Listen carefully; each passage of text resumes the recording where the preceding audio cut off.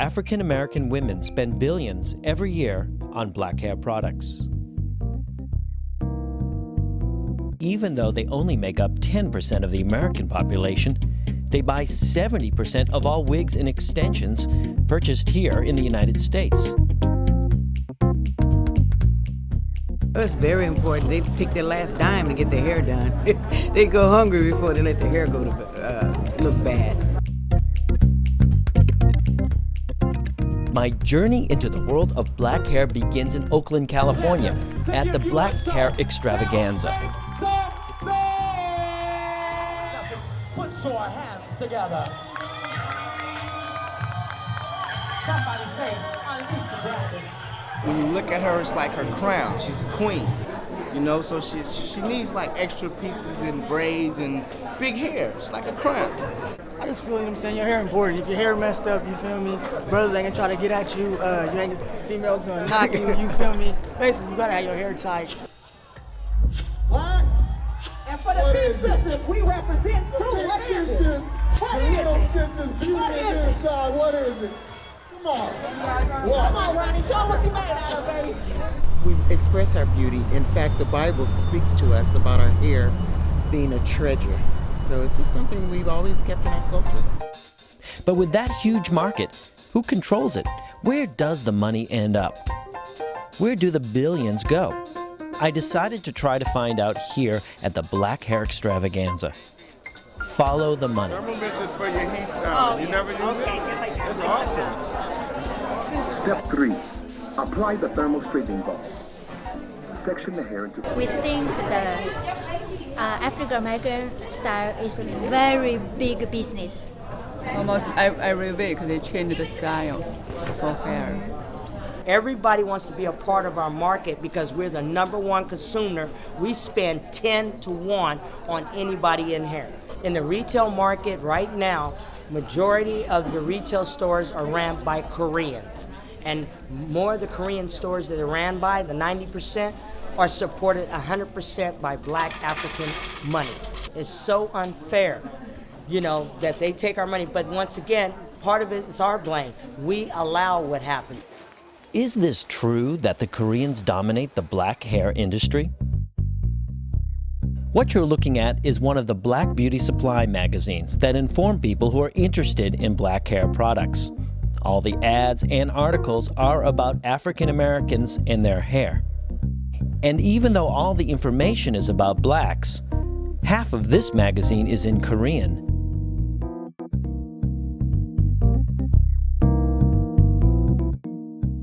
And this magazine, Beauty Times, which is the #1 publication for black beauty store owners, is written entirely in Korean. It's here, inside Beauty Times, that I spot Dr. Tony Leno, a black hair expert who writes a monthly column for this magazine. A column which not even he can read. I contact him and he invites me to Los Angeles to learn more about the Southern California black hair industry. Now where we are now, this is the famous Crenshaw corridor where many of the elite black businesses are. And right here on the corner of 54th and Crenshaw, South Central Los Angeles. This is beautiful wigs. This is the Korean-owned hair store. They sell hair of all kinds. In your store here, what percentage of your business is Afro-American? About 100%. 99.9. Okay. Okay. In other words, 99.9%. 99.9. Okay. Then up here on these walls right here, these racks, all the way around are the hair that's used for weaves and for extensions. Janet Jackson, they come over here, pick it up, virgin human hair. Vivica Fox, I saw her several weeks, they are cutting style for her. I've been knowing him a long time. Okay. Richard Pryor. Yeah, that's Little Richard. Yeah, Little Richard. This city alone only had 10 beauty supply stores 20 years ago. Now there are over 100 Korean-owned beauty supply stores. Okay, you're looking at a typical beauty supply store, Korean-owned beauty supply store, but all these products have one common denominator. They are all aimed at the Afro community. One of the things that the Koreans are doing now, And they predicted this themselves back in 1999, and it's happening now. Since they control 80% of the distribution of Afro hair care products, especially professional products that are sold in beauty supply stores only, it only stands to reason they can control what gets distributed. They are creating their own line of products or buying out existing black-owned companies. I don't see a reversal of this at all. It's just getting deeper and deeper. With the Koreans controlling the retail and wholesale distribution, they're slowly making inroads into taking over the black manufacturers. We're going to Kazuri Products. They are a black-owned manufacturer of hair care products, but specialize primarily in curling irons, pressing combs, and the stove heaters that you heat the irons up in.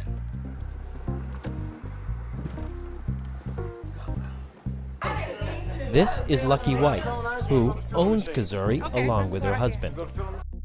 We have been in business for over 30 years, and we are a black company selling to black beauty supplies and also to black hairstylists, and we make a quality product. Everyone look at our product as being the best in the industry. However, since the Asians have been here, they are cutting us out, telling us that our product is not in demand any longer. The Korean connection. About 3 years ago, they started to blacklist our product. As they brought their own products in, they started to manufacture curling irons, and they duplicate everything that you manufacture. They would duplicate it, and then they start to slowly cut back on orders, and then they tell you that your product is not in demand. So they would make something that's very similar that looked like ours, and then they try and sell the consumer on this product. Can you show me some products from Kazuri? Kazuri? Kazuri products. This is Kazuri product. This is all On Kazuri. the top, this is A1. So you have maybe 3 Kazuris, and then the We rest. have this Kazuri, this A1 product, this Stella. Stella. Yeah. Who makes? Three brands. Who makes Stella? You know, they are resale the wholesalers. And they make this product. Actually, they make a copy, you know, for the other brand, you know, like Kazuri, like A plus, but their brands, you know, they are no good quality. Not good quality. No, just copy for the others. They are really trying to shut us out of the industry. They're telling you they will no longer distribute your product in these stores? They tell us that our product is not in demand any longer, but that's just an excuse not to purchase our products. This is actually a T-bumper by Kazuri. I use it all the time. This is the place to be, a black hair salon in San Jose, California. Kazuri products are much in demand. We use them here. We have a setup here. We also have one here. We use their spritz as well. We use their whole lineup, so they are in high demand.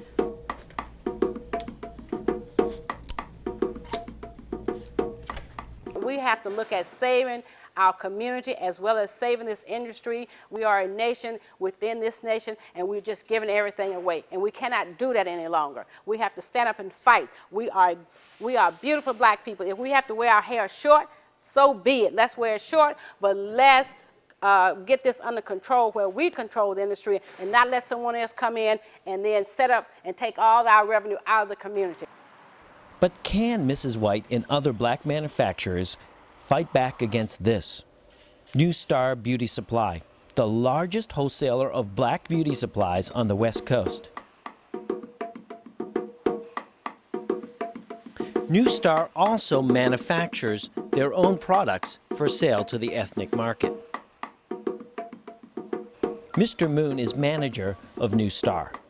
We are the #1 biggest the ethnic distributor. In the West Coast? Yes. You guys are? Mm-hmm. We trying to like one-stop buying now.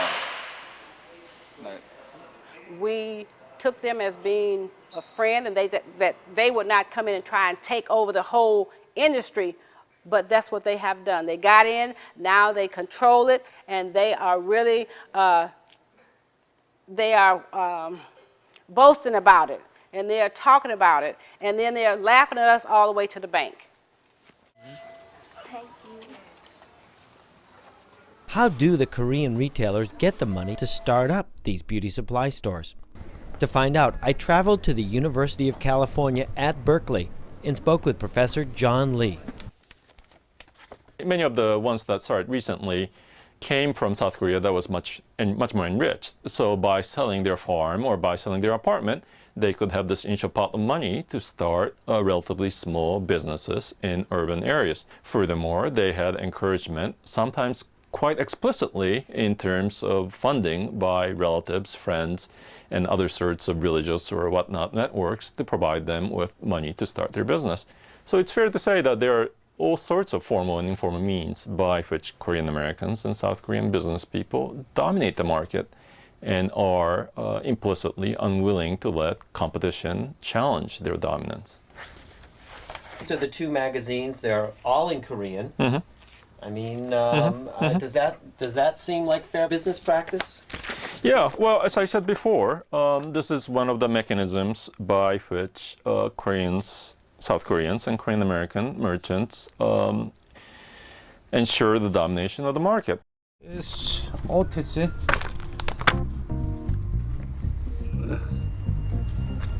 OTC. Later, I learned that what we're seeing now, the Korean domination of the black hair industry, had its start back in the early 60s with the help of both the Korean government and the United States government. This is Chosun, one of the most respected newspapers in South Korea. And it's inside the archives of this newspaper that I discovered a document from 1965 in which the wig manufacturers in Korea convinced the Korean government to ban the export of raw hair, making it impossible for anyone to manufacture wigs from the highly desirable Korean hair population, except for the Korean manufacturers themselves. And 6 months after the Korean ban on the export of hair, the United States government banned the import of any wig that contained hair from China.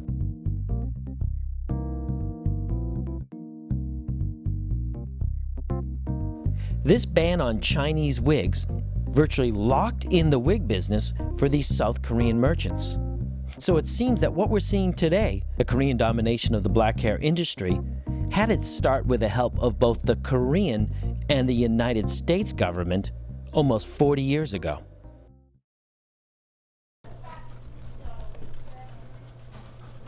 You blow the whistle on what's going on, just like we were discussing now, and inform people.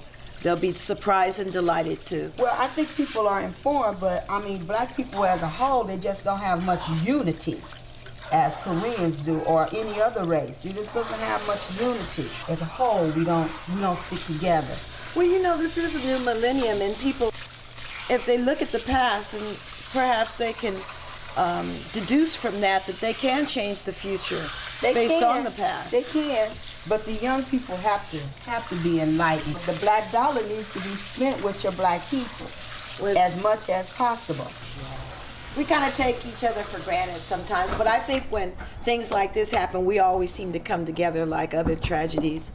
And, you know, human nature allows us to do that. We can come together for human tragedies, but when it comes down to the almighty dollar, that's not the case. They did not seem to pull together for the dollar. Denny's Restaurant, Oakland, California. Here, members of the black beauty supply industry in Northern California have gathered to discuss the Korean domination of their industry and the possibility of creating an organization to take back the black hair industry. Now, we used to have a total monopoly on this beauty business. Now we've lost. It's only about 2 or 3 of us in Oakland now, and it used to be nothing but us in Oakland purchasing these products. Most of the beauty supplies in the Bay Area, Korean beauty supplies, they have organizations. And their organization, most of the time, they tell who to sell and who not to sell. Like 5 years ago or 4 years ago, when micro yak was so popular and so hot, they wouldn't sell to me. And the reason they wouldn't sell to me is like glamorous, and Ebony told them not to sell. And sometimes we used to order through Ahmed, like Merit Beauty Supply, because they don't see. If I'm black. They don't think you're black. The Koreans don't think you're No, black. I mean, when they call me, they think that, I'm a Korean store. Are you black or Asian? How do you feel about that? Are you black or Asian? I was like, that's crazy. What does that have to do with me purchasing a product from you? So, since they can't sell it to us, why we can't sue them? Thank you. We have people that are able to get these hair products. Right. I think that's where we need to start. And then we go to the next level, because if they don't want to sell to you, they will figure out a way not to sell to you. A lawsuit will just make them even stronger-willed about it. The way I'm looking at it, if you walked into Macy's discriminated against you, what would you do? Well, you know what? It's a whole different world. You have more. Okay. If you don't tell me nothing, I'm gonna keep doing it. Okay. Lawsuits may get their attention. Bad publicity may get their attention, but you know what will get their attention? Money.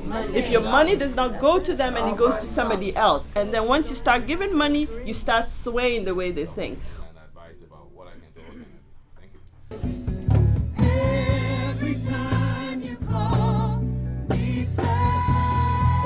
Just a few months after this meeting, BOBSA is created, the Black-Owned Beauty Supply Association. Their first event is here at this gospel event on the square in Oakland, California. It's here that they begin to raise awareness of the black hair issue and promote a hair show. I'm from Dallas. I got my hair from Korean Beauty Supply. What do you think about what they're trying to do? I think that is great. I am just so on board with that. We are a black-owned beauty supply, and what we are, $10 in Dallas, in Texas. We are all about supporting black-owned businesses, and we complain about that a lot, that there aren't any black-owned beauty supplies in Texas. So, I think it's great. I think it's about time. I just think it's very interesting. I got a little information about it. They had a little line card that gave me names of different people in different areas, which is very helpful. And then they are under association with these are reputable hairdressers. So, and that's important to me because your hair is important.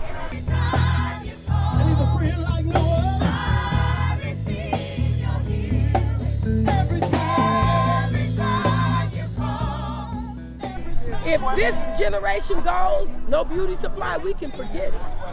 We can forget it. Nobody will come up. We're just barely scratching the surface trying to say, hey, wait, you can't take that from me. Hey, wait a minute, I'm a part of this. What are you doing? They won't have the know-how or the power to be able to go into that because it'll be totally dominated by Koreans. Totally dominated.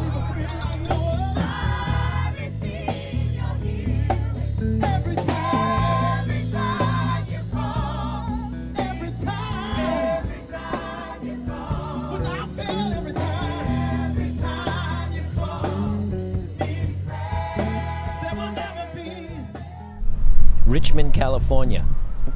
The members of BOBSA are meeting here in the back room of a local beauty supply store. Black men positive ad in the magazine that we saw.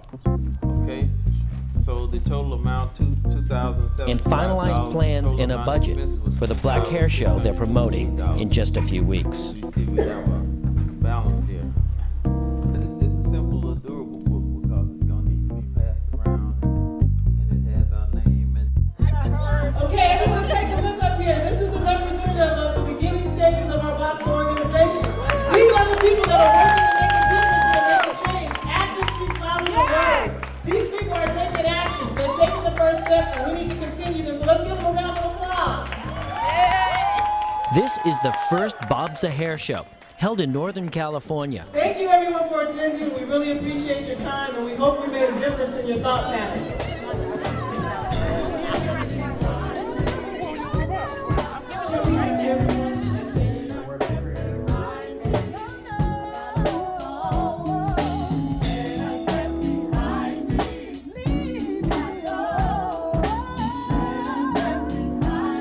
funny thing happened in New York. I went into a Korean store and asked him if he could wholesale me some of the things he had. He told me no. I said, okay, if you could tell me where I could get it wholesale. He told me the Koreans are not going to let these niggas get into the business. You know? And he's in a black neighborhood in Brooklyn. He was Korean himself? Yeah. He's in a Korean hair store. You think black people can get back into the Oh, they could get back, but the Koreans not going to let us in it. We have to do it ourselves.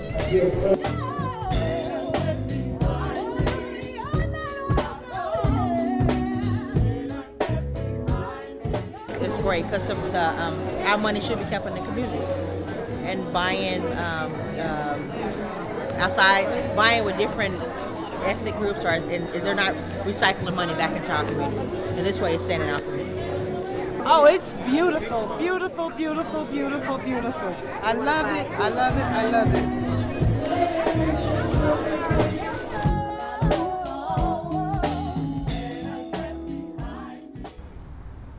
Clintex Laboratories is one of a handful of black-owned manufacturers. Currently, their brand of product is only distributed through hair salons here in the United States. Besides making their own brand of products, they also act as a manufacturer for others. This is our compounding area. This is where we manufacture all of our products. This is where I first started. When I quit my job, I went and bought these 2 stainless steel drums and started in the basement of my home. After the batch was made, I would take a measuring cup, go in and fill each bottle one at a time. This is a regular relaxer, and the percent of sodium hydroxide is 1.9%. Even after more than 20 years in business, Steve Luster is unable to get distribution for his products from any of the Korean distributors.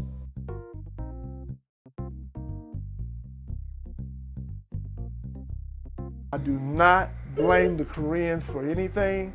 It's totally the black consumers, the black business people, the black churches. It's our fault because we have not taken the time to educate our people on economics, on what we need to be doing to assure that we have jobs, that we have a sound business practice. We haven't taken time to do that. If there were 2 products and one product was $2 cheaper at the Korean store than a black-owned store, where would you shop? I don't know. I don't know. I'll be honest with you. Where would you shop? $2 cheaper. I'll probably shop at the Korean store. Oh, thanks very much. I couldn't get a loan for business, but as you can see, I am in business today. Okay? So you cannot depend on the government for a handout, and you cannot depend on people to help you. We have enough power as a group. If we have the ability to work together and pull together, we have enough economical resources within our race and our communities to turn this thing around. What do you think about the idea of a boycott? I think it would be a wonderful thing. I think that would be a thing that would get a lot of people's attention. I think a boycott would change the situations and where they are now. Like with the Koreans, for example, if they don't want to sell certain African Americans hair or whatnot for their business so that they can continue to progress, a boycott, stopping the dollars, would get everybody's attention. The story continues with members of BOBSA traveling across the country, including here in Pasadena, California, where they're informing people about the black hair industry, including showing them parts of the film that you've seen to this point. Where does the money go? Unemployment in the black community is 10%, in the white community is 5%. The only way we're going to change this trend is to look to each other to circulate that black dollar back into the black community. We have the power. I know we have the power. It's just a matter of us going forth and doing it. Next stop, Atlanta, Georgia. then on to Chicago, Illinois. Is the black hair situation in Chicago the same as on the West Coast?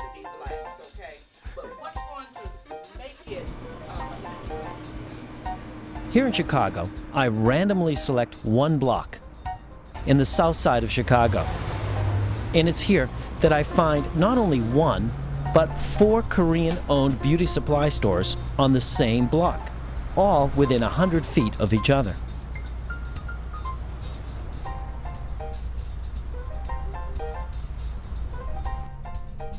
Look at this. This shows how this store is 33 years old, part of the history. But I have to replace with some of these heads. Excuse me, girls. What town am I in? We're in Chicago. Chicago? Yeah, Chicago. And let's see your hairdo. Let's see it. Whoa, turn around. Who did that? My mom. Wow.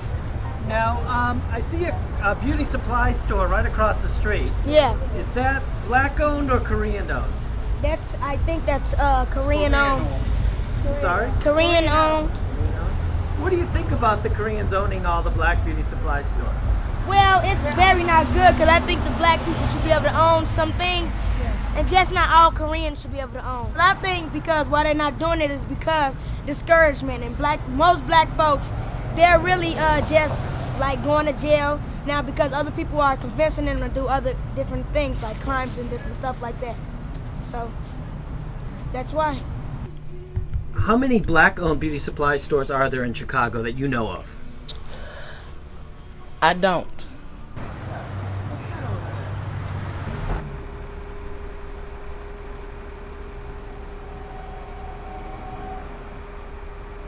How long have you been in the business? Like 14 years ago. Yeah, 14, you know. Just like something like this. How many black-owned beauty supply stores are there in Chicago? How many? Yeah, black-owned. I think so, over 10. Yeah. A lot of, more. 10 stores. Oh, over 10, I think, yeah.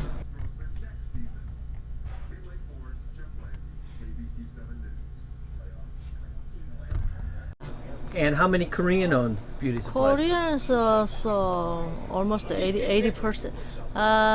Maybe I think 300.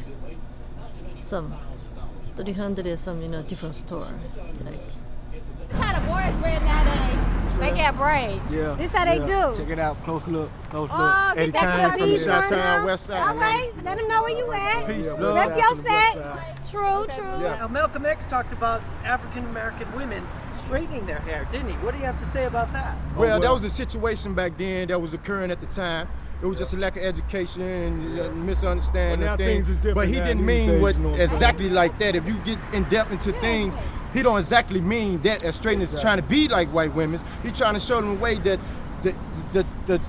to know your roots first, and you can do anything you want to. But as long as you know your roots, can't nobody tell you nothing, and you always gonna be something. He just spit technology, brother. And the situation doesn't seem much different here in Oakland, California, where there are only a handful of black-owned stores and over 40 Korean-owned stores.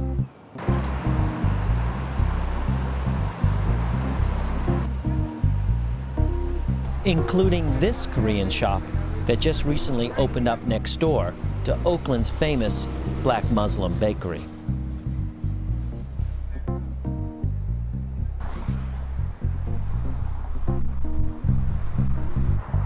San Mateo, California. It's here that BOBSA, the Black-Owned Beauty Supply Association, has its first annual Unity Dinner. And as the saying goes, united we stand.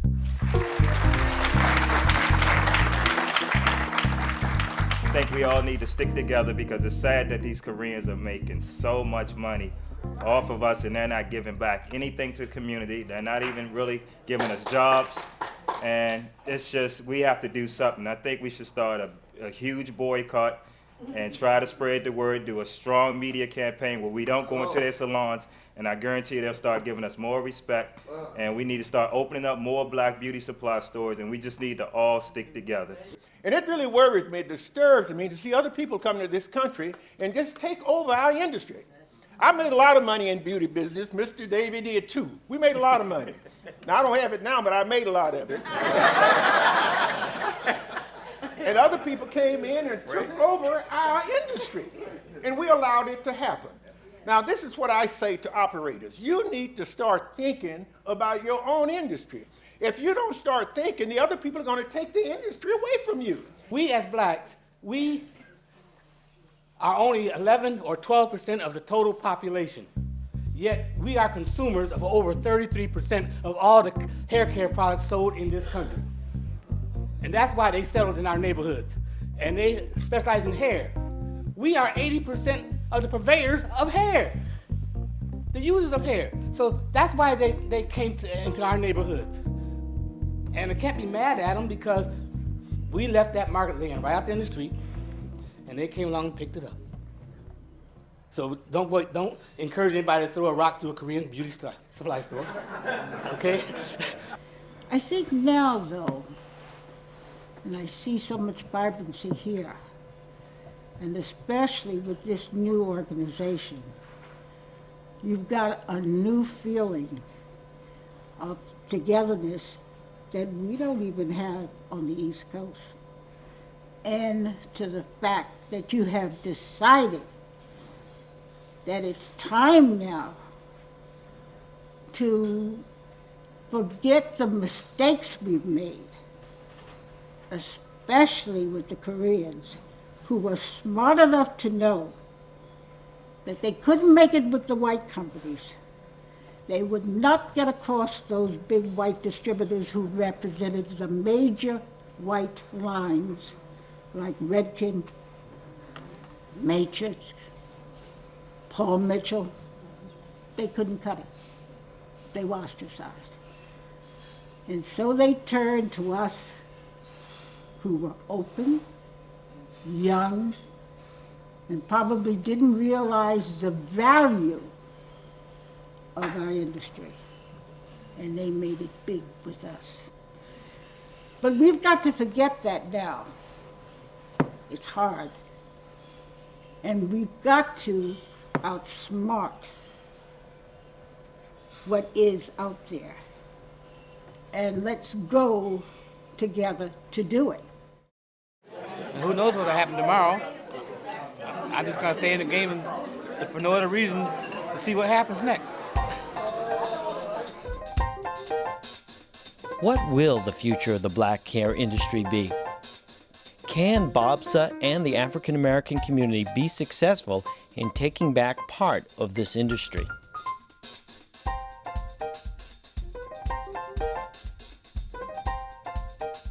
It's ironic but true that the first American woman self-made millionaire was an African American named Madam C.J. Walker, who earned her fortune through the manufacture and distribution of black hair products.